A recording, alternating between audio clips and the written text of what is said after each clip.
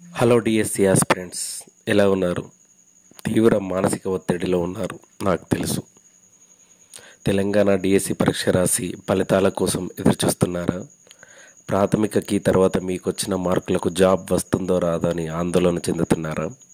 వివిధ సర్వేల పేరిట చెప్తున్న కట్ ఆఫ్ మార్కులతో కన్ఫ్యూజ్ అవుతున్నారా? అయితే ఈ వీడియో మీకోసమే. ప్రభుత్వ ఉద్యోగం ప్రతి ఒక్కరి కల. అందున టీచర్ ఉద్యోగాల కోసం నిర్వహించే డిఎస్సికి తెలుగు రాష్ట్రాల్లో ఉండే క్రేజ్ అంతా ఇంత కాదు. అందుకేనేమో ఉమ్మడి ఆంధ్రప్రదేశ్లో దీనిని ఆంధ్ర సివిల్స్గా అభివర్ణించేవారు. తెలంగాణలో దాదాపు 7 సంవత్సరాల తర్వాత జరిగిన డిఎస్సికి లక్షల సంఖ్యలో అభ్యర్థులు పోటీపడ్డారు. కానీ పోస్టుల సంఖ్య వేలల్లో మాత్రమే. ప్రాథమికకి విడుదలైన వెంటనే సర్వేల పేరిట, కట్ ఆఫ్ మార్కుల పేరిట వివిధ ఛానళ్లు అభ్యర్థులను ఆందోళనకు గురి చేస్తున్నాయి. నిజానికి ఈ సర్వేల్లో ప్రామాణికత ఎంత? ఎంతమంది తమ నిజమైన మార్కులు చెప్తారు? నిజానికి అభ్యర్థుల్లో తమ మార్కులు చెప్పడం కంటే ఎదుటి వాళ్ళ మార్కులు తెలుసుకోవడానికి ఎక్కువ ఆసక్తి ఉంటుంది.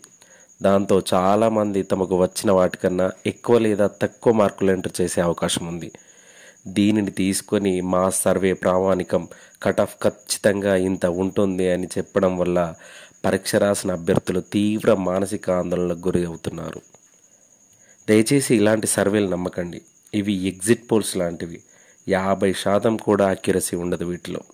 మరి పరీక్ష రాసిన అభ్యర్థులుగా ఇప్పుడేం చేయాలి మనం? ఏం లేదు. ప్రభుత్వం విడుదల చేసే ఫైనల్కి జనరల్ మెరిట్ లిస్ట్ వచ్చే వరకు వెయిట్ చేయడమే. రాబోయే 4-5 రోజుల్లోనే ఫలితాలు విడుదల చేస్తామని ప్రభుత్వం ప్రకటించింది. అయినా ఇంత మానసిక ఒత్తిడి ఎందుకు? పరీక్ష రాసాం, మన స్థాయికి తగ్గట్టుగా ప్రతిభ చూపాం. ఫలితం వచ్చే వరకు ఎదురు చూడాలి. ప్రయత్నం మాత్రమే మన చేతుల్లో ఉంది. ఫలితం ఎలా వచ్చినా స్వీకరించాలి.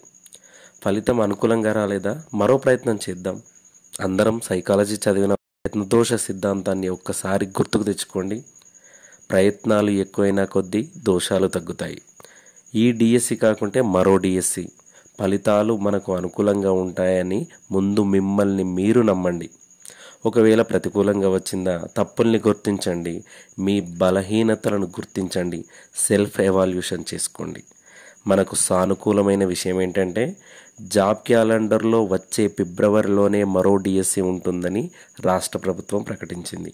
కాబట్టి ఎవరూ ఆందోళన, నిరాశ చెందొద్దు. దయచేసి ఇది ఓటమి కాదు, మీ విజయం కొద్ది రోజులు వాయిదా పడిందంతే. ఫలితాలు వచ్చే వరకు అన్నీ మరచిపోయి మానసిక ప్రశాంతతో ఉండండి. విజేతలందరూ ఓటముల నుండి పాఠాలు నేర్చుకునే వాళ్ళే. మీరందరూ విజయం సాధించాలని మనస్ఫూర్తిగా కోరుకుంటున్నాను. Thank you friends.